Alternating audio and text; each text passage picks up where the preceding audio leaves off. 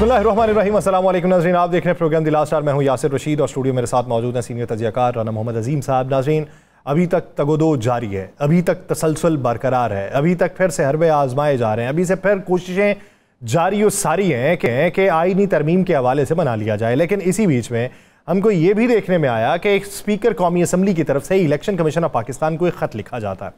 कुछ दिन पहले सुप्रीम कोर्ट के 13 रुकनी जो फुल कोर्ट ने फैसला दिया हुआ था और उसमें से 8 जो जजेस थे उन्होंने अपने फैसले की वजाहत जारी की, जिसमें इलेक्शन कमीशन को इस बात का पाबंद बनाया गया कि फैसले के अंदर कोई इबहाम मौजूद नहीं है और फैसले की रोशनी में आप उस पर अमल दरामद करें। बसूरत दीगर आप डिले टैक्टिक्स का इस्तेमाल कर रहे हैं, उसके असरात आपको भुगतना पड़ेंगे।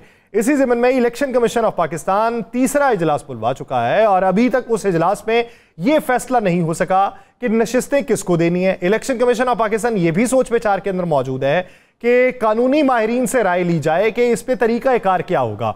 इसी बीच में स्पीकर कौमी असम्बली खत लिख के कहते हैं कि इलेक्शन तरमीमी एक्ट में जो तब्दीलियां की गई हैं उस तनाजुर में वो जो फैसला है वो काबिल अमल नहीं रहा, यानी सुप्रीम कोर्ट का फैसला काबिल अमल नहीं है और ये जो नशिस्तें हैं ये दूसरे फॉर्मूले के तहत जमातों में बांट दी जाएं। उधर से स्पीकर जो पंजाब असम्बली है मलिक अहमद खान साहब, वो भी एक दरखास्त जो है वो इलेक्शन कमीशन ऑफ पाकिस्तान को लिख देते हैं कि ये नशिस्तें हमें तकसीम की जाएं। अब इस ज़िमन के अंदर जमीयत उलमा इस्लाम फे का मौक़िफ़ क्या है, आईनी तरमीम के हवाले से अभी तक की जो बाज़गश्त है, अभी तक के जो रवाबित हैं, अभी तक की जो तसलसल है उस पर क्या होगा, पाकिस्तान तहरीक इंसाफ के जलसे के हवाले से क्या होगा, क्योंकि कल अहम फैसला उसके ऊपर होना है कि वो दरखास्त जो थी वो चीफ जस्टिस को भिजवाई गई, चीफ जस्टिस ने उस पर एक लार्जर बेंच तश्कील दे दिया, अब वो बैठ के कल फैसला करेगा। आलिया हमजा जो पाकिस्तान तहरीक इंसाफ के रहनुमा है उनकी तरफ से वो दरखास्त दी गई थी। अब क्या जलसे की इजाज़त मिलती है या नहीं मिलती, इस पूरे मंजरनामे में बात करेंगे। राना साहब की तरफ बढ़ते हैं। राना साहब, क्या समझते हैं कि जो स्पीकर कौमी असम्बली ने आज ख़त लिखा है उस ख़त के पीछे के मकासद और उस ख़त का हासिल वसूल क्या होगा? बिस्मिल्लाहिर्रहमानिर्रहीम, अस्सलातु वस्सलामु अलैका या सय्यदी या रसूलल्लाह, अस्सलातु वस्सलामु अलैका या सय्यदी या हबीबल्लाह, ताजदार ख़त्म नबूवत जिंदाबाद आबाद जिंदाबाद। यासिर साहब, अभी आपने कहा जो उसके क्या मकासद होंगे, ये कोई बात अभी आप बाहर रेडी वाले से पूछे ना, क्यों भी आपको बता देगा। बड़ी सिंपल सी बात है भाई, आपने इलेक्शन कमीशन ऑफ पाकिस्तान को एक जवाब पेश करना है कि मज़ीद लेट कर दो, मज़ीद सुप्रीम कोर्ट के फ़ैसले को रद्दी की टोकरी में फेंक दो, मज़ीद सुप्रीम कोर्ट के फ़ैसले पर जो तुमने अमल नहीं करना, जो तुम फैसला कर चुके हो, तो उसके लिए तुम्हें एक जवाब चाहिए। वो जवाब स्पीकर ने भेजा। क्या ये लेटर जो है आज भेजा स्पीकर कौमी असम्बली ने, जिस दिन बिल पास किया था उस बिल को पास करने के बाद क्या ये लेटर नहीं जा सकता था? यासिर साहब, एक सवाल है ना, जा सकता था। उसके बाद 1 दिन, 2 दिन, 3 दिन, 4 दिन, 5 दिन, 6 दिन, 1 हफ्ता, 2 हफ्ते, 3 हफ्ते, ये क्यों नहीं भेजा लेटर? किसके इंतजार में रहे? क्या स्पीकर कौमी असम्बली जो है वो इतने बेखबर थे जब उन्हें पता है कि पार्लियामेंट का पूरा हमने जो सिस्टम है चलाना है, जब उन्हें पता है कि हमने पार्लियामेंट को मुकम्मल करना है, सेनेट के इलेक्शन भी रहते हैं KPK के, महसूस नशिस्तें जो है वो उसका मामला है, तो ये लेटर भेज देते। ये लेटर उस वक्त भेजा गया जब सुप्रीम कोर्ट के 8 मोअज़्ज़िज़ जजेस ने एक वज़ाहती फैसला दिया और जब उस वज़ाहती फैसले के बाद इलेक्शन कमीशन के दफातर में इजलास होते हैं और उन इजलास में ये पता चलता है कि इस पर अमल करना पड़ेगा, तो फिर जनाब पुकार उठती है और पुकार वहाँ तक पहुँचती है, फिर वहाँ से एक जनाब तलाशा के तौर पर एक लेटर आ जाता है। लेकिन आप ज़हन में रखिएगा, आईनी फैसला, अदालती फैसले को पार्लियामेंट का फैसला नहीं रोक सकती, पार्लियामेंट की कोई तरमीम नहीं रोक सकती। कल कोई किसी को सजाए मौत होगी, आप पार्लियामेंट में करारदाद पेश कर देंगे, जनाब इसकी सजाए मौत ख़त्म कर दी जाए, इसे ना दी जाए, तो क्या वो सजाए मौत ख़त्म हो जाएगी? कल को कोई और मामला होगा, क्या वो ख़त्म हो जाएगा? क्या बात, ये सिर्फ एक डिले, एक वक्त को गुजारने के लिए एक जिद जो है ना वो है, इसके अलावा कोई ऐसी चीज़ नहीं है। मेरा तो एक सिंपल सा सवाल है, ये लेटर उस वक्त क्यों नहीं जारी किया गया जिस वक्त आपने कानून पास कर लिया, कानून बनवा लिया या तरमीम कर ली और सदारती हुक्मनामा उस पर साइन भी हो गए, तो उस वक्त आपने ये लेटर क्यों नहीं भेजा? पंजाब असम्बली से स्पीकर ने लेटर उस वक्त क्यों नहीं भेजा? ये अब ही क्यों भेजा जा रहा है? क्योंकि अब पता चल गया था कि जितने दिन डिले होगा उसके बाद इलेक्शन कमीशन की जो है गर्दन पे कोई ना कोई चीज़ आएगी। लाजमी बात है कि हो नहीं सकता कि सुप्रीम कोर्ट का हुक्म हो, सुप्रीम कोर्ट का फैसला हो और उस पर अमल दरामद ना हो। मैं तो समझता हूँ कि अब एक खुल के लड़ाई शुरू करने का फैसला जो इन्होंने आगाज किया था, अब ये उसकी इंतहा की तरफ जा रहे हैं। अगर आप कहते हैं कि आईनी इदारा है इलेक्शन कमीशन, तो क्या सुप्रीम कोर्ट आईनी इदारा नहीं है? सुप्रीम कोर्ट के फैसले पर आप बल्ले का निशान छीन लेते हैं। सुप्रीम कोर्ट के फैसले पर आप बल्ले का निशान नहीं देते, तो फिर सुप्रीम कोर्ट के फैसले पर आप महसूस रिश्ते क्यों नहीं दे रहे?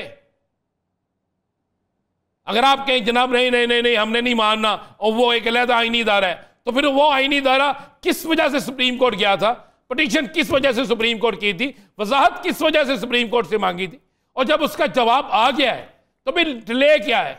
यानी जब वो केस चल रहा था तो आप उस वक्त भी दायरा इख्तियार के ऊपर सवाल उठा सकते थे ना।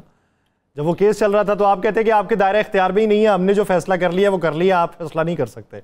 उस वक्त तो बोले नहीं ना, उस वक्त बोले। दूसरी बात है, ये सारी तरमीम बाद में आपने मंजूर की और उसके में लिखा, लेकिन आप फैसले पे लिखा पढ़ते नहीं कि किसी तरमीम का इस पे असर नहीं होगा, इस पे नजर ये असरअंदाज नहीं होगी, ये लिखा हुआ है।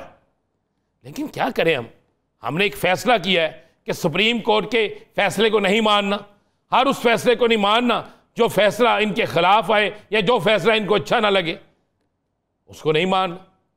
ये तो आज दो जो लेटर आए हैं, इस पर तो पाकिस्तान की अदलिया को सोचना होगा, फैसला करना होगा। और मैं नहीं समझता कि आपको ज़्यादा दिन लगे यासर साहब। कल जुमा है और जुमा बड़ा मुबारक दिन होता है। अच्छा, और एक अगला जुमा भी है। ये 2 जुमे जो है ना, इन 2 जुमों में किसी जगह मिठाई होगी और किसी जगह पटाई होगी। अच्छा राना साहब, वो जो तारिक महमूद जहांगीरी साहब वाला मामला है उसका भी फैसला हो गया? उन्होंने जमा फैसला ना ही पूछो यार, तुम मेरे को की करवाना चाहते क्यों की करवाना चाहते हो? की फैसला है यार? उन्होंने इलेक्शन कमीशन इस मुर्गी ने अंडा दिया है, ये अंडा जो है मुर्गी का है, तो मुर्गी का हवाले कर दिया जाए और दूसरे मालिक को कहा जाए जनाब फला फला। अब आप फैसला दे के उनका फैसला गलत था और तारिक महमूद जहांगीरी साहब जो है, आप मेरिट पे जाके देखें, आपने फिर इलेक्शन कमीशन को भेज दिया। 20 दिन इलेक्शन कमीशन नहीं भेजेगा, आगे नहीं कोई डिसीजन करेगा। क्या करेंगे आप? समझाएं ना मुझे, क्या करेंगे? 3 हलके खोल दें।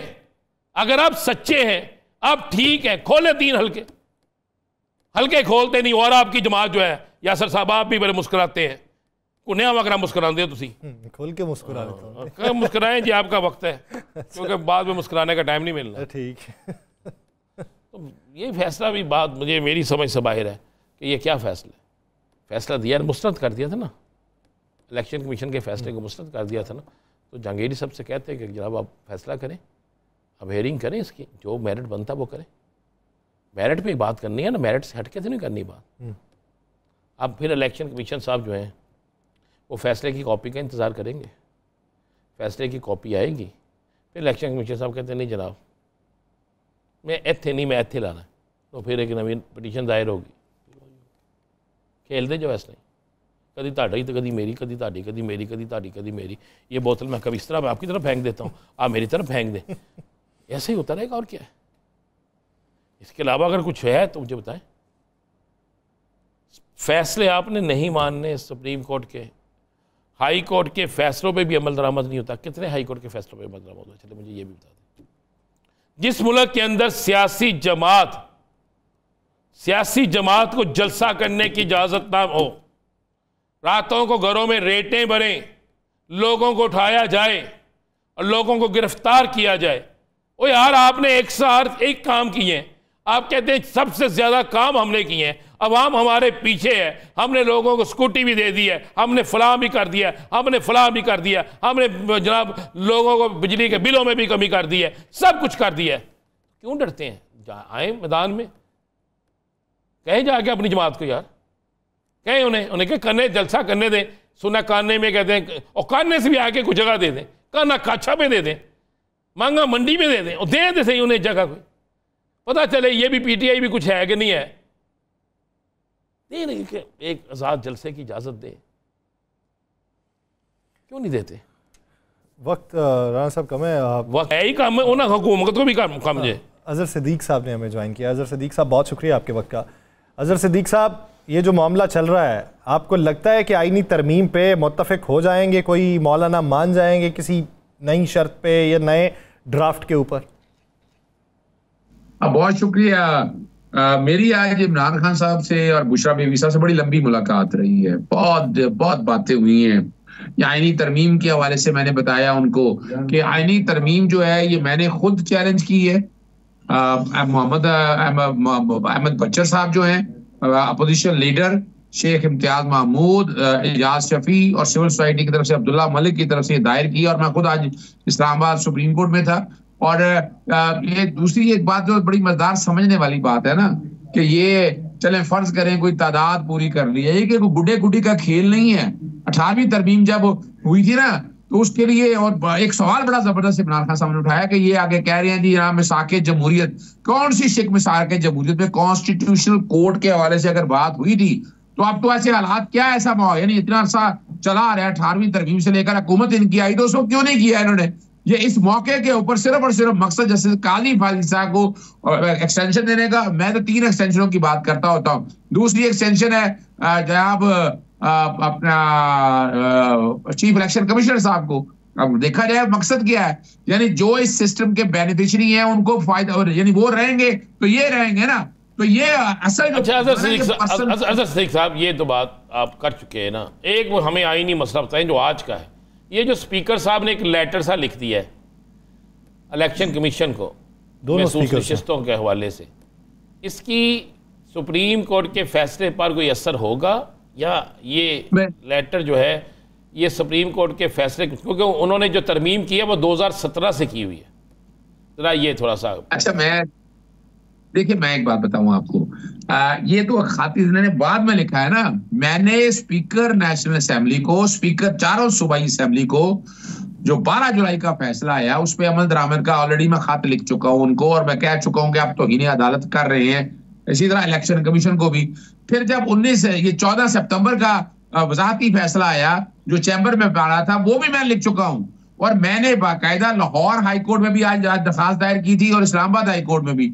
यानी 14 सितंबर के फैसले से पहले इस्लामाबाद हाई कोर्ट ने 25 जुलाई को और 6 अगस्त को कहा था कि बेटर स्टेटमेंट फाइल करें इलेक्शन कमीशन आज भाग गया वहां से। और उस फैसले के अंदर अगर आखिरी लफ्ज ही बंदा पढ़ ले, यानी मिसाल के तौर पर कि उसके अंदर जो आखिरी लफ्ज मिले, मैं आपके सामने वो आखिरी लफ्ज पढ़ देता हूं। जो सुप्रीम कोर्ट की जो जजमेंट है उसकी आखिरी पैरा नंबर 6 के अंदर लिखा है, बड़ा वाज़ेह तौर पर लिखा है, nonetheless the love that the continued failure of and refusal by the commission to perform its legally binding obligation may, as noted, have consequences. तौहीन अदालत, the obligation must be discharged forthwith. मैंने फौरन लिखा कि फौरन अमल दरामद करें। ये जो खत लिखा है, सुबह में इंशाल्लाह तौहीन अदालत का एक नोटिस देने लगा और उनको कहने लगा ये वापस लें आप। अगर वापस नहीं लेंगे तो ये तौहीन अदालत है, और तौहीन अदालत इंशाल्लाह इलेक्शन कमीशन के खिलाफ भी और स्पीकर के खिलाफ भी। यानी स्पीकर क्या समझ बैठ रहा है कि जनाब मैं कोई मफोकल फुतरत चीज हूं, यानी मैं जो मर्जी करता हूं। अच्छा ये भी मजाक बनाया हुआ है कि जनाब इलेक्शन कमीशन एक कॉन्स्टिट्यूशनल बॉडी है। अच्छा मान लिया वो तो अटॉर्नी जनरल भी है, वो तो एडवोकेट जनरल भी होता है सूबे का, वो तो अकाउंटेंट जनरल भी होता है। तो यानी ये सारे कॉन्स्टिट्यूशनल बॉडी मफोकल फितरत हो जाती है। यानी एक पूरे इलेक्शन कमीशन के 5 मेंबर का फैसला हाई कोर्ट का एक जज टर्न डाउन कर सकता है। सिंगल जज की बात कर रहा हूं, क्योंकि वो कॉन्स्टिट्यूशन कोर्ट और जुडिशियल रिव्यू का इख्तियार जो है हमारी अदालतों के। अभी रिसेंट देख ले, चले मैं अभी रिसेंट बता देता हूं। इलेक्शन कमीशन ने ट्राइब्यूनल तब्दील की है, उसका फैसला किसने रद्द किया है? इस्लामाबाद हाई कोर्ट ने। उन्होंने रद्द किया है कि आपका फैसला गलत है, और उसके बाद देखें अब यह रहेगी ये बात। तो ये जो भी कोशिश और काविश हो रही है, ये खुदारा मुल्क में अनारकी लाने की कोशिश हो रही है, ये मुल्क में तबाही और बर्बादी की तरफ ले गए। आप डाकाजनी का, चोरी का, लुटेरे, आप क्या समझते हैं मजीद कितने दिन लगेंगे महसूस नशिस्तों के फैसले पर अमल दरामद के? देखिए मैं एक बताऊं आपको, फैसला तो फौरी तौर पर अब अमल दरामद तो 14 सितंबर के बाद तो अब जो कुछ हो रहा है तौहीन अदालत हो रही है, अब तो कोई डाउट नहीं है इसमें। अपना 26 सितंबर के लिए लाहौर हाई कोर्ट ने डाला है और 3 अक्टूबर के लिए इस्लामाबाद हाई कोर्ट ने डेट डाली है। यानी वहां मैंने taking away symbol is banning a party, लेकिन लाहौर हाई कोर्ट में जो नया कानून बनाया उसकी वायरीज को चैलेंज किया हुआ है कि वो वायरीज जो है ना वो कलअदम करार देने के लिए इस तरह सुप्रीम कोर्ट में फाइल किया था। लेकिन बराए मैं समझता हूँ ये हाई कोर्ट में आना है। हाई कोर्ट ने नोटिस किया हुआ है, सियासी जमातों को भी बुलाया हुआ है, इलेक्शन कमीशन को भी बुलाया है। अटॉर्नी जनरल लास्ट डेट पे अटॉर्नी जनरल नहीं आए और अब वो 26 सितंबर के लिए केस रखा है कि 26 सितंबर को इलेक्शन कमीशन आए, आकर अदालत की मुआवनत करे और बताए वो क्या कहता है। वो मैं नहीं समझता, मैं तो आज भी समझता हूं कि 14 सितंबर के बाद जितने दिन गुजरते जा रहे हैं तौहीन अदालत होती जा रही है, सीवियर होती जा रही है। कल इंशाल्लाह नोटिस देके स्पीकर को, स्पीकर पंजाब असेंबली को, और मैं एक फाइनल जो है एक नोटिस देने के बाद हाई कोर्ट आ रहा हूं इनके खिलाफ, या सुप्रीम कोर्ट जा रहा हूं इनके खिलाफ तौहीन अदालत के हवाले से। उम्मीद है उसके बगैर ही अमल दरामद कर लेंगे, नहीं तो फिर आपको याद है कि यह सब अपना यूसुफ रज़ाक गिलानी को तौहीन अदालत में मैंने घर भिजवाया था ना, तौहीन अदालत में सजा हुई थी। उसके बाद मेरी दरखास्त है PLD अपना 2010 अपना सुप्रीम कोर्ट 774 कि जिसके अंदर मोहम्मद अली सिद्दीकी के नाम से केस है कि जिसमें यूसुफ रज़ाक गिलानी को घर जाना पड़ा था। आप कल हाई कोर्ट जा रहे हैं और जरूरत पड़ी तो सुप्रीम कोर्ट भी जाएंगे स्पीकर के खिलाफ और इसको मंतकी अंजाम तक पहुंचाएंगे। बहुत शुक्रिया आज़र सिद्दीक साहब इस वक्त देने के लिए। नाज़रीन एक ब्रेक लेते हैं, ब्रेक के बाद हाफिज़ अब्दुल्ला साहब जमीयत उलमा इस्लाम फे के सीनियर रहनुमा हमें ज्वाइन करेंगे, कहीं नहीं जाएगा, स्टे विद अस।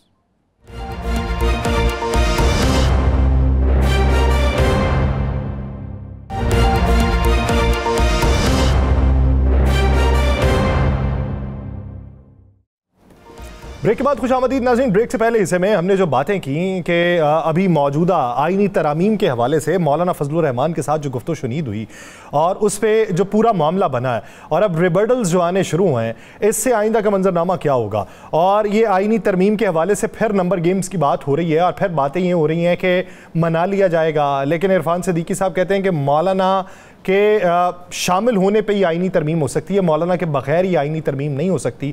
तो मौलाना ने किन निकात के ऊपर इत्तफाक किया या किन निकात से इख्तलाफ किया या फिर नए मुसव्वदे की बात की या JUIFA कोई अपना ड्राफ्ट तैयार कर रही है, इसी बारे में बात करेंगे। जमीयत उलमा इस्लाम फे के सीनियर रहनुमा हाफिज़ अब्दुल्ला साहब ने हमें ज्वाइन किया। हाफिज़ साहब बहुत शुक्रिया आपके वक्त का।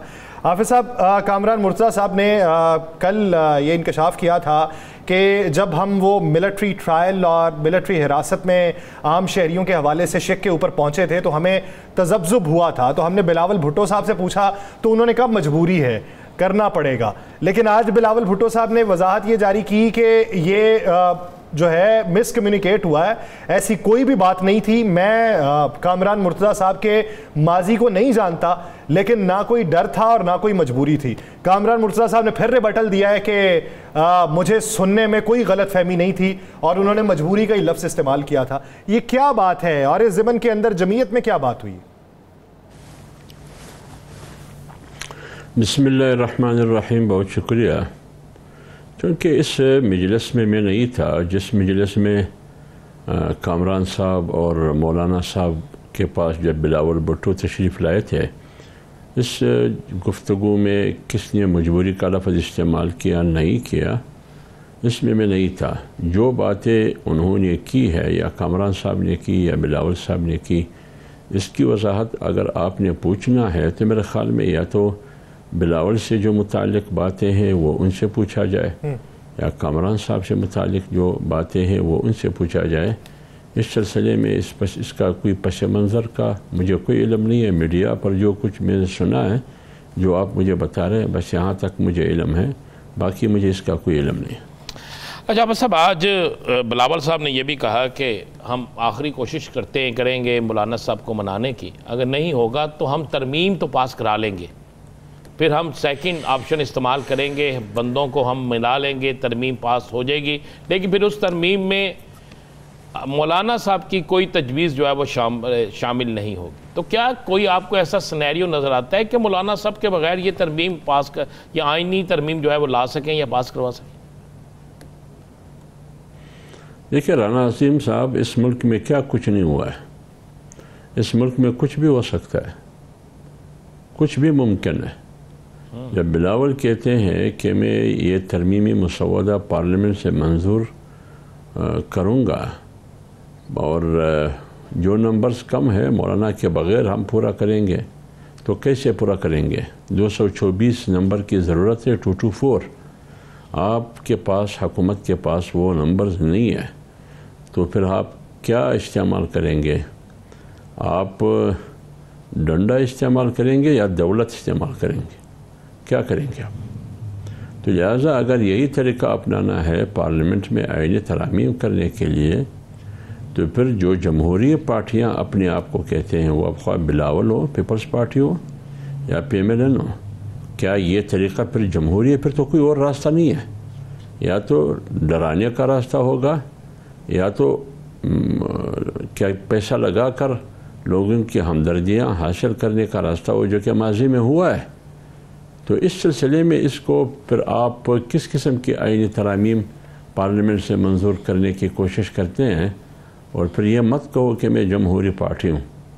और बात यह है, अगर आप इस किस्म की आईनी तरमीमी मुसव्वदे को मंजूर कराने की कोशिश करते हैं, जिसका अलिफ से ये लेकर या तक यकसर जमीयत उलमा इस्लाम ने मुस्तरद किया है, जिसमें आइन की भी तौहीन है, पार्लियामेंट की भी तौहीन है इस तरमीमी मुसव्वदे की मंजूरी में, और जुडिशरी की भी तौहीन है, ये अलगार है इन तीनों पर।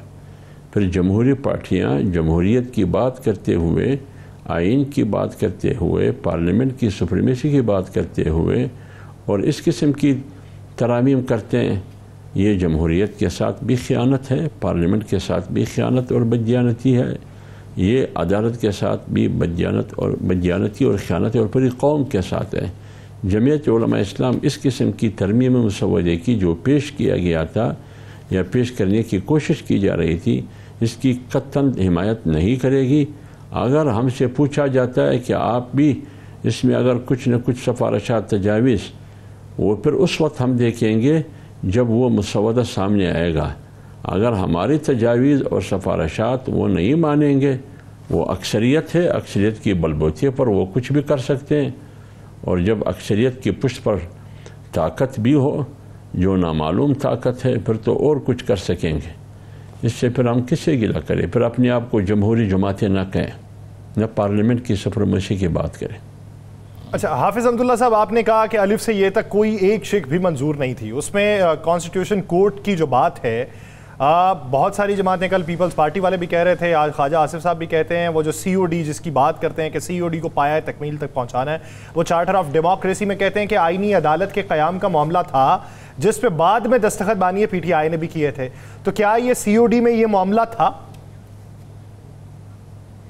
देखिए, चार्टर ऑफ डेमोक्रेसी में अगर ये मामला था, लेकिन यहाँ तक तो ठीक है कि आईनी अदालत, ये चार्टर ऑफ डेमोक्रेसी में था कि आईनी उमूर के लिए एक अलहदा अदालत होनी चाहिए, लेकिन उसकी तफसीलात क्या होंगी, उसके इख्तियारात क्या होंगे, किन किन चीज़ों को आप आईनी कह सकेंगे, किन किन उमूर को आप आईनी नहीं कह सकेंगे। मसलन मैं एक बात करता हूँ, आइन के आर्टिकल 19 के मुताबिक मैं कहता हूँ कि ये मेरा हक है, आर्टिकल 19 के मुताबिक इजहार राय की आज़ादी, लेकिन आप मेरे ख़िलाफ़ या कोई और मेरे ख़िलाफ़ आईनी अदालत में जाते हैं कि इस किस्म की बात करने की कोई इजाज़त नहीं है, तो इसका मतलब ये है, ये तो भी एक आईनी मामला है।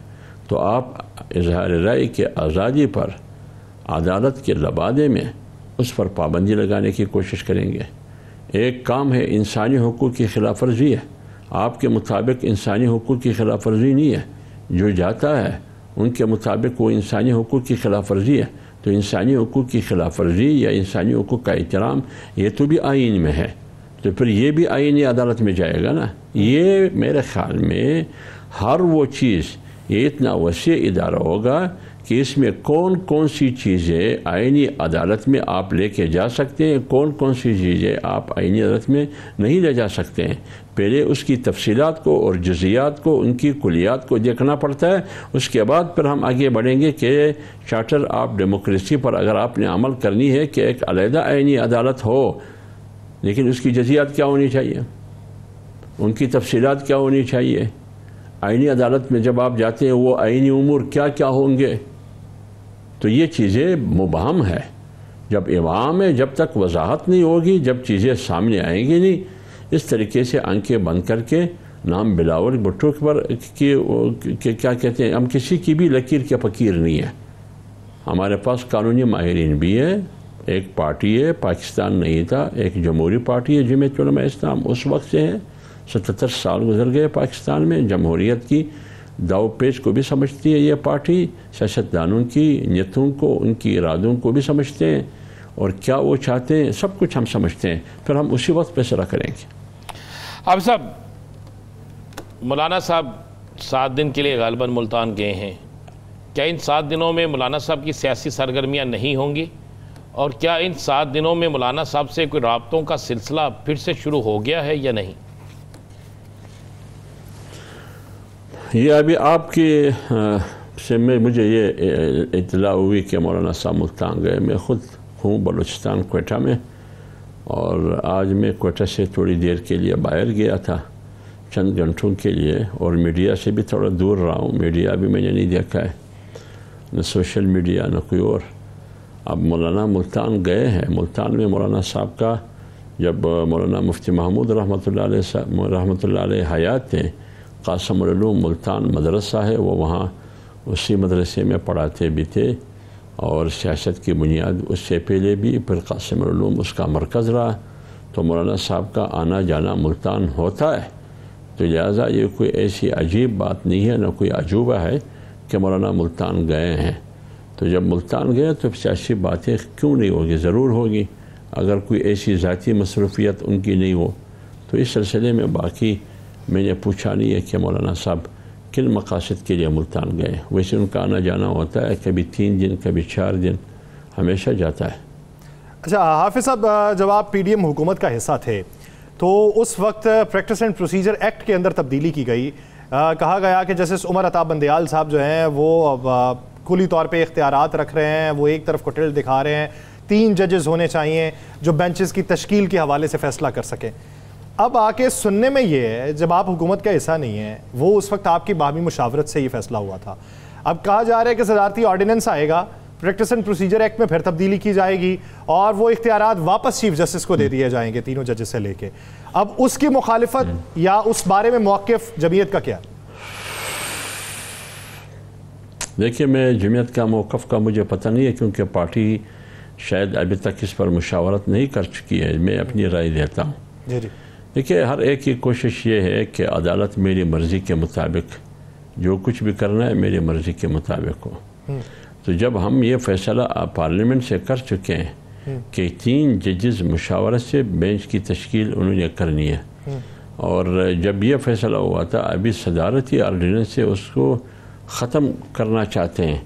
अब सवाल ये है कि उस वक्त जब आप 3 जजेस को इख्तियारात दे रहे थे पार्लियामेंट से, उसमें कितनी खूबियाँ थी, कितने सिफ़ात थे, कितने तराने आप गा रहे थे कि यह बहुत ज़बरदस्त फ़ैसला है। तमाम कानूनी माहिरीन यही कहते रहे, और यही पार्टियाँ जो पीपल्स पार्टी और PMLN और MQM, यही पार्टियाँ उस वक्त PDM की हुकूमत में भी शामिल थी, और इनकी सवाबदीद पर, इनकी मरहूनी मिन्नत, वो तरमीम हुई है, वो कानून पास हुआ, जो भी है।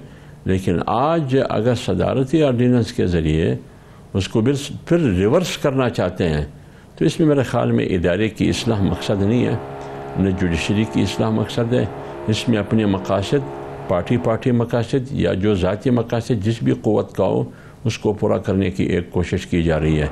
मेरे ख़्याल में इस किस्म की प्रैक्टिस की हिमायत करना ये हमाकत होगी। अच्छा, आपने कहा अभी कि हम साहब के ये बिल जो था, ये मसवदा जो था, ये अलफ से लेकर ये तक, ए से लेकर जेड तक, ये तमाम का तमाम आपने मुस्तरद कर दी। आज भी जब बिलावल साहब से सवाल किया गया तो उन्होंने कहा जी हम चंद एक जो चीज़ें हैं उसमें तो हम मुशावरत कर लेंगे, बाकी वो बज़िद थे कि वैसा ही रहेगा। अब आप कहते हैं आपने मुस्तरद कर दिया मुकम्मल मसवदा, और अक्सरियती आज वकला ने भी यही बात की है। तो अब क्या हुकूमत अगर वही मसवदा लेके आपके पास आती है और कहती है हम 2 या 3 शिकों में चेंज कर देते हैं, तो क्या हुकूमत के साथ बात हो सकेगी?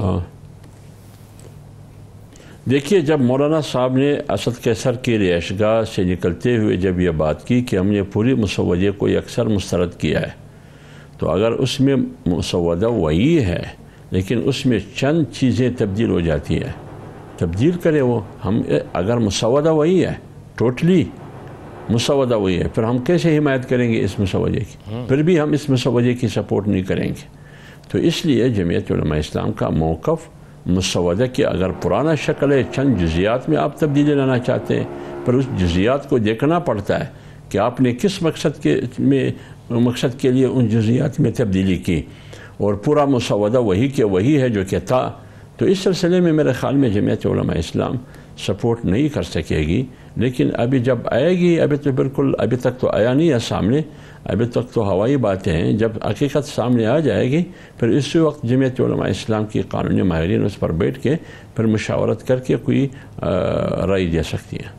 अच्छा हाफिज साहब, जो मखसूस नशिस्तों का केस था उसमें आपकी पार्टी भी फरीक थी। कामरान मुर्तज़ा साहब सुप्रीम कोर्ट के अंदर पेश होते रहे, लेकिन सुप्रीम कोर्ट ने अपना एक फ़ैसला दे दिया। अब अपील के अंदर पाकिस्तान मुस्लिम लीग नून गई, इलेक्शन कमीशन गया, उसकी भी वजाहत आ गई। अब आज जो है स्पीकर ने ये ख़त लिखा है इलेक्शन कमीशन को कि इलेक्शन एक्ट में तरमीम के बाद ये नशिस्तें जो हैं वो इनको नहीं दी जा सकती। स्पीकर पंजाब असम्बली ने भी लिख दिया कि मखसूस नशिस्तें जो हैं वो हमें अलॉट की जाएँ। क्या जमीयत उलमा इस्लाम फे इस बारे में उनके मौक़िफ़ की तायीद करेगी कि पुराने फार्मूले पे मखसूस नशिस्तें दी जाएं, या फिर आप ये कहेंगे हमने अपना केस लड़ लिया, सुप्रीम कोर्ट ने फैसला दे दिया, सुप्रीम कोर्ट के फैसले पे अमल किया जाए? देखिए, जमीयत उलमा इस्लाम की क़ियादत मौलाना फजल रहमान साहब ने ये मखसूस नशिस्तों के अलावा जब सुप्रीम कोर्ट का फ़ैसला आया, जो सुप्रीम कोर्ट का फ़ैसला इलेक्शन कमीशन के फ़ैसले के ख़िलाफ़ आया था, उस वक्त जमीयत उलमा इस्लाम ने सुप्रीम कोर्ट की फ़ैसले की हिमायत की और साथ ये भी कहा कि हम रिव्यू में भी नहीं जाएंगे। और दीगर पार्टियां चली गई और इलेक्शन कमीशन भी रिव्यू में चला गया कोर्ट के पास। लेकिन जमीयत उलमा इस्लाम ने, मौलाना साहब ने ऐलान किया कि हम फ़ैसले की हिमायत भी करते हैं और रिव्यू में भी हम नहीं जाएंगे। तो जब ये फ़ैसला एक बार हम कर चुके हैं तो ये जो दोबारा प्रैक्टिस हो रहा है स्पीकर की ख़त की, उनकी तहरीर की रोशनी में, लेटर की रोशनी में, इसमें भी ख्याल अभी तक पार्टी का मौक़िफ़ नहीं आया है। अभी देखते हैं आगे क्या होता है, पार्टी क्या फ़ैसला करेगी। आपने कितना टाइम लिया है या कितना टाइम आप समझते हैं कि होना चाहिए? एक मसवदा वो तो हो गया ख़त्म, नया मसवदा अगर लेकर आते हैं आपके पास तो कितना टाइम आप समझते हैं कि इतना टाइम होना चाहिए जिसमें आप उस पर जो भी फाइनल, अगर इस किस्म का अगर मसवदे की शक्ल वही होगी जो कि पहले आया था चंद दिन पहले, फिर तो मसवदा आना ही नहीं चाहिए। ज़रूरत ही नहीं है इस मसवदे की। हाँ, ये मसवदा है नहीं, ये एटम बम है जो पार्लियामेंट पर इस्तेमाल किया जा रहा है। ये इस किस्म का मसवदा आइन को ज़बा करने की मुतरादिफ है। जो भी सियासी पार्टी इस किस्म की मसवदे की, जो चंद दिन पहले जो मसवदा उन्होंने मंजूर करने की कोशिश की थी, अगर इस किस्म की मसवदे की जो भी पार्टी हिमायत करेगी सियासी हवाले से, वो पार्टी ज़मीन बोस हो जाएगी। जमीयत उलमा इस्लाम इस सियासी ख़ुदकशी और सियासी मौत के लिए तैयार नहीं है कि वो अपने हाथों में अपने आप के लिए कब्र खोदे और अपने आप के लिए वहाँ अपने आप को डबो दे। ये जमीयत उलमा इस्लाम नहीं कर सकेगी। जिस पार्टी को इस सियासी ख़ुदकशी और सियासी मौत का शौक़ है, बेशक वो कर। अच्छा हाफिज़ साहब, आपने कहा कि कुली तौर पे मुस्तरद है, उसमें एक तब्दीली ये भी थी कि जो बलूचिस्तान की नशिस्तें हैं, अब आपका ताल्लुक बिलखुसूस वहाँ से है तो इसलिए ये सवाल आपसे करना मुनासिब है कि उसकी नशिस्तें जो हैं वो 16 मज़ीद बढ़ा दी जाएँ, तो क्या उससे भी इत्तफाक नहीं है?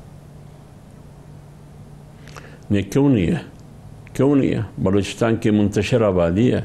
बलूचिस्तान दिगर सूबों के मुकाबले में पसमानदा सूबा है और बलूचिस्तान में ये हक़ बनता है कि आप बलूचिस्तान को नशिस्तें ज़्यादा दें। और ये पहले भी जमीयत उलमा इस्लाम का मौक़िफ़ यही था। और बलूचिस्तान की जितनी भी असली जेन्युइन पार्टियाँ हैं, जैसे सरदार अख्तर मेंगल की पार्टी, महमूद खान अचगज़ई की पार्टी, डॉक्टर मालिक बलोच की पार्टी और जमीयत उलमा इस्लाम, ये वो जेन्युइन पार्टी है बलूचिस्तान की। इसकी भी सिफारिश यही है कि बलूचिस्तान की नशिस्तें ज़्यादा होनी चाहिए। इसके हम हक़ में, इसकी हम मुखालफत नहीं करेंगे। अच्छा, इसकी आप मुखालफत नहीं करेंगे तो आप वैसे आप सियासी सिनेरियो क्या देख रहे हैं?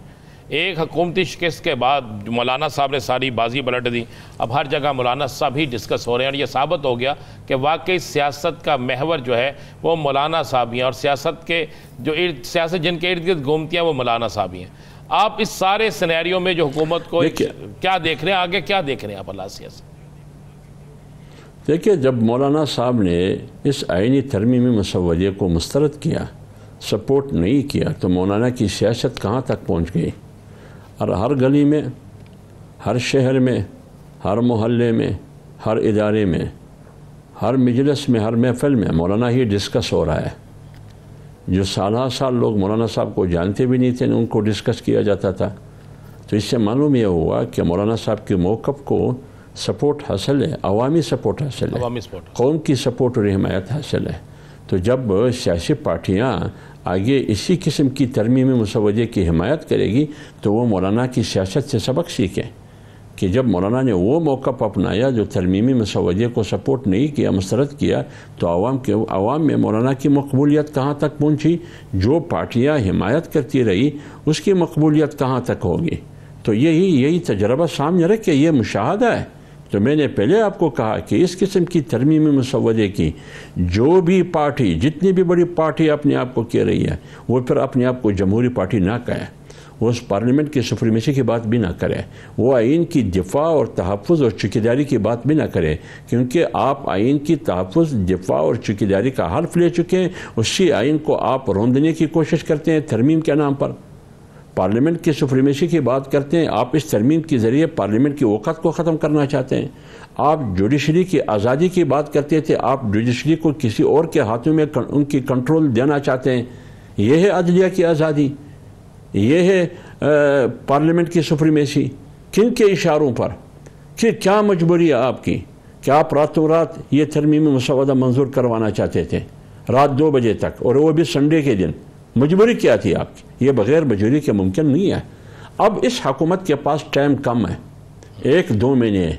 इनको कहा गया है कि आपने 2 महीने में इस तरमीमी मुसव्वदे को मंजूर करवाना होगा, वरना आपका तख्ता उलट गई। और आप क्या समझते हैं कि हुकूमत इसमें कामयाब होगी? अगर वो डंडा चलाएंगे ना, जैसे कि जनरल फैज़ के ज़माने में चलाया जाता था, फिर तो कामयाब होगी।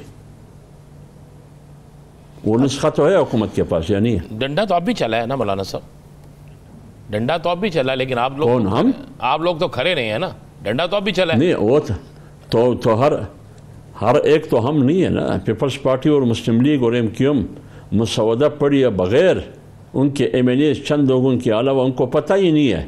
फारूक सत्तार ने ऑन फ्लोर पर नहीं कहा कि मुझे पता नहीं है मुसव्वदे का, पीपल्स पार्टी के लोगों ने नहीं कहा, खुद वज़ीर क़ानून ने नहीं कहा रात को कि मुझे पता ही नहीं है, फिर भी वो तकदो कर रहे थे।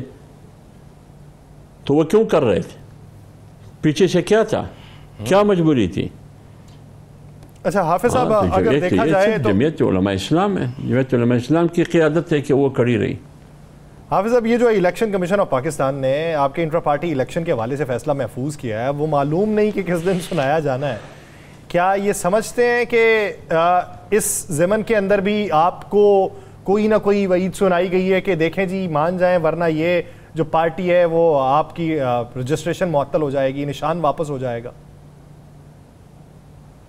देखिए, अगर आपको इस जाविये, इस निगाह से देखते हैं जिस तरह आपने सवाल किया है, तो इसका जवाब भी मैं दूंगा। लेकिन जो पार्टी, हमारी इंट्रा पार्टी के इलेक्शन के हवाले से जो फैसला महफूज किया गया है, इसमें कोई ऐसी बड़ी बात नहीं है, क्योंकि जब जनरल इलेक्शन आया हमने उस वक्त अपनी मेंबर साजी करनी थी, उसके बाद फिर इंट्रा पार्टी इलेक्शन होना था। लेकिन हमने बाकायदा इलेक्शन कमीशन से इजाज़त दी कि हमें वक्त दिया जाए। हमने आरजी तौर पर अपने दस्तूर में तरमीम भी की कि हम बाकायदा अपने जनरल बॉडी से वहाँ हमने इजाज़त दी उनसे कि हमें ये इलेक्शन करने दें, उसके बाद फिर हम आगे जाएंगे, फिर इंट्रा पार्टी करेंगे। अभी हमारी इंट्रा पार्टी की इलेक्शन आज भी शुरू है, 29 सितंबर तक या 5 अक्टूबर तक हमारी पूरे मुल्क में इंट्रा पार्टी की इलेक्शन की तकमील हो जाएगी, मुकम्मल हो जाएगी। तो लिहाजा इलेक्शन कमीशन अगर इतने 3 हफ्ते और दे दे तो मेरे ख्याल में इसमें कोई बड़ा मसला नहीं है। अगर आप उस जाविये से बात करते हैं जो आपने की, ताकत के जरिए इलेक्शन कमीशन मेरी पार्टी को, मेरे पार्टी के निशान को मुझसे छीन लेते हैं, फिर दमादम मस्त कलंदर होगा, फिर दमादम मस्त कलंदर होगा अगर इलेक्शन कमीशन ताकत के जोर पे उस पार्टी निशान को वापस लेते हैं। बहुत शुक्रिया हाफिज अब्दुल्ला साहब इस हवाले से अपना वक्त देने के लिए। निकर इश्यूज़ पे बात करेंगे एक शॉर्ट ब्रेक के बाद, कहीं नहीं जाएगा। Stay with us.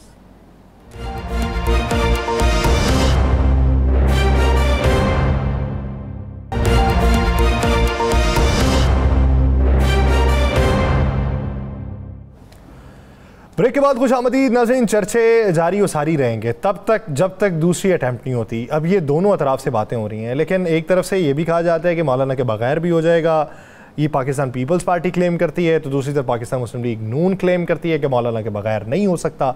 तो मौलाना को उस नुक्ते पे मुत्तफिक किसने करना है? हाफिज़ अब्दुल्ला साहब की जो गुफ्तगू हमने सुनी है, जमीयत उलमा इस्लाम फे का किसी हद तक मौक़िफ़ सामने आया। अब जो मर्ज़ी कहा जाए, जिस तरह का मर्ज़ी बयानिया बनाया जाए, लेकिन एक किस्म की नाकामी तो हुकूमत की थी नंबर्स गेम पूरी ना होने में। अब वो नाकामी पे जो अगली अटैम्प्ट है वो किस हद तक कामयाब होगी या फिर किस हद तक तब्दीलियाँ वकूफ़ पज़ीर होंगी, इस ज़मन के अंदर बात कर लेते हैं। हमें ज्वाइन किया पाकिस्तान मुस्लिम लीग नून के रहनुमा बैरिस्टर दानियल चौधरी साहब ने। दानियल चौधरी साहब, बहुत शुक्रिया आपके वक्त का। दानियल चौधरी साहब, अगर देखा जाए, वो कहते हैं कि A to Z हम तमाम अमेंडमेंट्स जो आपकी तरफ से सिफारिशात के तौर पर थी हम रद्द करते हैं और हम उसके ऊपर बात नहीं करेंगे। उन्होंने यहाँ तक कह दिया कि ये एटम बम से आपने पार्लियामान के ऊपर हमला किया है। ये अभी हाफिज़ अब्दुल्ला साहब ये गुफ्तगू कर रहे थे। अब जिन लोगों की आपको हिमायत दरकार है वो लोगों का जाविया देखने का ये है, तो फिर वो हिमायत किस तरीके से मिले? बिस्मिल्लाहिर्रहमानिर्रहीम। Thank you ji for having me on the show. देखें, इसमें दो पहलू हैं जिसको देखने की ज़रूरत है। पहला ये कि जो हमने बातें और चीज़ें शुरू की उसको हमने मंतकी अंजाम तक ना पहुंचाई या ना पहुंचाया राइट नाउ, तो कोई भी जो एक इशू होता है उसमें स्ट्रेटिजिक रिट्रीट होती है। स्ट्रेटिजिक रिट्रीट वो कोई रिट्रीट नहीं होती, that is only a retreat to regain power again. और हमारी जो स्ट्रैटेजी थी वो डे वन से यही है, और दोनों जो हुकूमत के साथ एलाइड जमातें भी हैं वो भी यही इसके ऊपर बड़ी क्लियर हैं कि आपने मौलाना के हम लोगों ने बग़ैर इस अमेंडमेंट में नहीं जाना था। देखें, इस पे जो अमेंडमेंट्स हैं वो for betterment of the country और फॉर द पार्लियामेंट है। वो बड़ा क्लियर है कि वो किसी की ज़ात के लिए नहीं है, वो कोर्ट्स की बात हो, वो आवाम को इजी एंड स्पीडी जस्टिस मिलने की बात हो, वो पाकिस्तान में स्टेबिलिटी लाने की बात हो। ये लेजिस्लेशन या ये जो आईनी तरमीम है ये पाकिस्तान के लोगों को रिलीफ देने के लिए और लॉ का maxim justice delayed is justice denied को एड्रेस करने के लिए। और मौलाना इंशाअल्लाह अगर मौलाना साहब को कोई चीज़ें, कोई उनके डिफरेंसेस हैं तो हल करेंगे, लेकिन ये जो वोट है इस अमेंडमेंट के ऊपर, ये दो सोचों का वोट है। एक सोच है तफरीक, पाकिस्तान में जलाओ गिराओ, पाकिस्तान में आग लगाने की, शोधाओं के मुजस्मे पे हमले करने की सोच, और एक सोच है पाकिस्तान को आगे बढ़ाना है, प्रोग्रेसिव पाकिस्तान, सबको साथ लेके चलाना है और इस मुल्क से जो पाकिस्तान को डुबाने की कोशिशें कर रही हैं जो ताकतें, उनको हराना है। एंड मौलाना is a wise man to know कि विच साइड टू चूज़। और इंशाअल्लाह हमें बड़ी उम्मीद है कि इस पार्लियामान में और भी बहुत लोग हैं जिनको ये जंग जो है अपने मफाद के लिए नहीं, अपने मुल्क के मफाद के लिए लड़ेंगे। और इंशाअल्लाह उस आईनी तरमीम में और जो अमेंडमेंट्स हैं उसके साथ खड़े होंगे, उसको वोट करेंगे। दानियल साहब, क्या आप मौलाना को मना लेंगे? जी जी, मौलाना ने तमाम मौलाना को मनाना जो है मुस्तरद कर दिया। अभी अब्दुल्ला साहब ने कहा ये जो मसला है ये बड़े वसूख से कह सकता हूँ। देखिए, मैं बड़े वसूख से एक बात कर सकता हूँ कि जब पाकिस्तान में नफरत, तफरीक तोड़ने की बात होगी और दूसरी तरफ प्रोग्रेसिव पाकिस्तान की वोट होगी, तो मौलाना इंशाअल्लाह प्रोग्रेसिव पाकिस्तान को वोट करेंगे। और जब टाइम आएगा तो आप देखेंगे he will be at the right side of the history, not the wrong side of the history.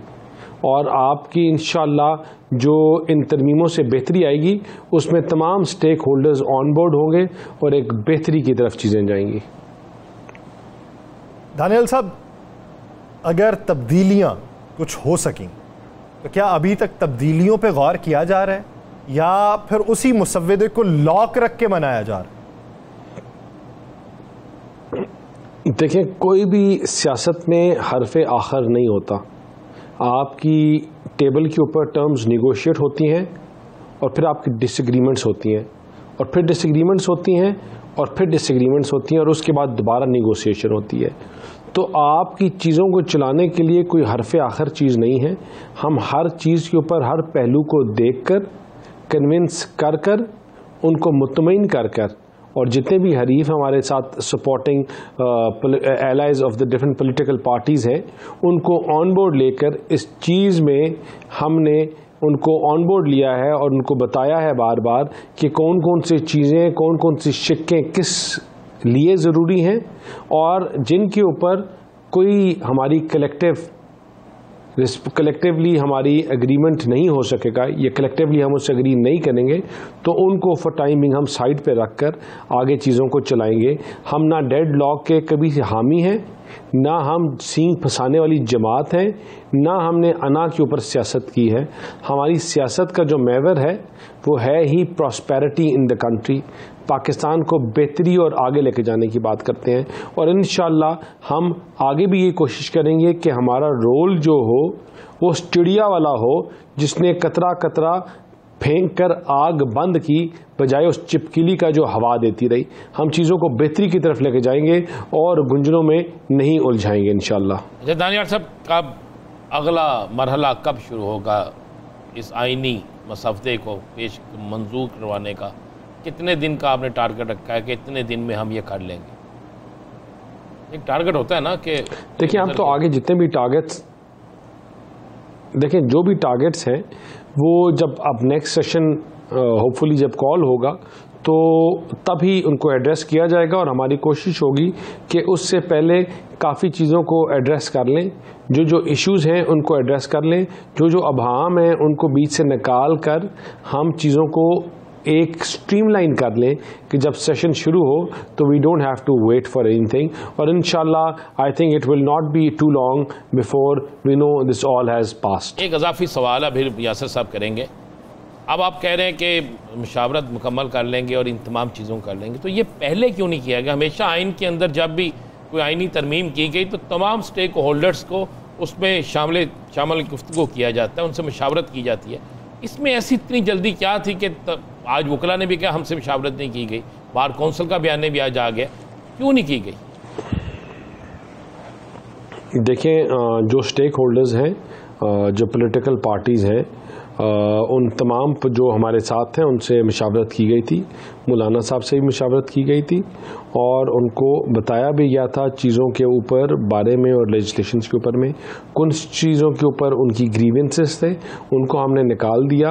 लेकिन फिर भी he wanted more time and he wanted to discuss and he wanted the things to be on the floor of the house. वो जो दानियाल साहब निकाली चीज़ें, वो जो निकाली चीज़ें, वो उनमें से कोई एक आध बता सकते हैं? कोई एक आध कोई शेख जो जिन पे उनके तहफ़्फ़ुज़ात थे और वो आपने निकाले? देखिए वो मेरी पे स्केल से अबव की बातें हैं। मैं जितना बता सकता हूँ वो ये है कि वो चीज़ें जिस पे पॉलिटिकल पार्टीज़ की एग्रीमेंट नहीं हुई तो उनको हमने नहीं रखा, और इंशाल्लाह वो चीज़ें जिसके ऊपर हम ग्रेटर डायलॉग या ग्रैंड डायलॉग की बात करते हैं, उनमें मिलिट्री ट्रायल वाली बात, वो चीज़ें, क्योंकि एग्रीमेंट तो उसमें देखें वो आप देखें उनकी मिलिट्री ट्रायल की तो पहले भी जो गुंजाइश है वो आइन में पहले ही है, और आर्टिकल 2DD और 2D बड़ा क्लैरिटी से बोलता है मिलिट्री ट्रायल के ऊपर, और उस पे उसकी जो इन्फोर्सिबिलिटी है वो भी हमने अभी रिसेंट दिनों में देखी। लेकिन कुछ चीज़ें ऐसी थी जो शायद मिलिट्री से भी रिलेटेड थी या उससे करीब तर थी, लेकिन फिर once again I think this is beyond my pay scale. What I can assure you कि जो मुसवदा आगे आएगा वो ऐसा ही होगा कि जिस पे आपकी लॉ मिनिस्टर साहब की और हुकूमत की जितने हुकूमत के नुमाइंदे हैं और अपोजिशन की जो जमातें हैं जो हुकूमत के साथ हैं या इस पॉइंट पे साथ आती हैं, उनको कन्विंस कर कर ऐसी कोई चीज़ नहीं होगी कि जो कोई किसी का मतलब जिसमें कोई ऐसा कोई अबहाम हो। आप कह रहे चीज़ ये है दानियाल साहब, आप कह रहे आएगा लेके आते हैं, उससे एक प्रिंसिपल एड्रेस होता है, और वो प्रिंसिपल क्या है? जो प्रिंसिपल एड्रेस होता है कि लोगों की पूरी जिंदगियां गुजर जाती हैं, बाप दादा केस करता है और आगे तीसरी नस्ल जाकर अपना केस फाइट करी होती है। हमारा जो मेन स्पिरिट है इसमें कि हम स्पीडी जस्टिस कर सके, ठीक, अब मैं ये सारी बात समझता हूँ। ये ऑन रिकॉर्ड बात है कि आज़म नज़ीर तारड़ साहब ने कहा कि मुसव्विदा अभी मैंने भी नहीं देखा। तो सवाल ये है कि अगर वज़ीर कानून उस कानून साजी के अंदर शामिल नहीं है या उस ड्राफ्ट बनाने में शामिल नहीं है, तो वो फिर उस कानून साजी या ड्राफ्ट बनाने में शामिल कौन था? सर ये ऑन रिकॉर्ड शामिल नहीं है, that was a joke, it was on a lighter tone. Azam साहब ने इस चीज़ को 20 दफ़ा क्लैरिफाई कर दिया कि ये थोड़ी हो सकता है कि भाई कि जो लॉ मिनिस्टर है जो बना रहा है वो कहे। वो बाज़ दफ़ा वो बंदा क्या कहता है कि चुकली होता है या जो भी इसको कहते हैं पंजाबी में कि ये दिस इज़ पार्ट ऑफ वो, it was a joke on a lighter note, he said it while he was walking. उसमें आज़म साहब ने चीज़ें बनाई डाली कि he is the law minister who better, मतलब ऐसे बहुत से वुज़रा हैं शायद उनको ना पता हो जो चीज़ें आज़म साहब को पता हैं और वो कर रहे हैं, तो who knows better than him. It was on a lighter note. और हर पॉइंट के ऊपर बड़ा सोच के, बड़ा समझ कर, बड़े बड़े दिन लगे जिनको ऐड किया, माइनस किया, डाला, और सिर्फ एक स्पिरिट को एड्रेस करते हुए कि जो मुल्क में स्टेबिलिटी लेके आए, जो आइन और कानून की बालादस्ती हो, पार्लियामान की बालादस्ती हो, और जो लोगों की जिंदगियां गुजर जाती हैं जस्टिस मांगते हुए, उन लोगों के इश्यूज और मसले मसाइल एड्रेस हों। MKM के फारूक सत्तार साहब ने वाज़े कहा, ऑन फ्लोर कहा कि हमें तो पता ही नहीं मसवदा है क्या। आप कहते हैं सारे स्टेक होल्डर्स को पता था।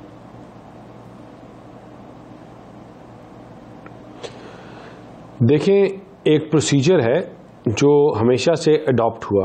वो प्रोसीजर ये है कि आपकी गवर्नमेंट काम करती है मुसद्दे के ऊपर, the government works on the paper, उस पेपर को फॉर्मुलेट किया जाता है, उस फॉर्मुलेशन के बाद यूजली कमेटी के सामने आपकी पेश किया जाता है।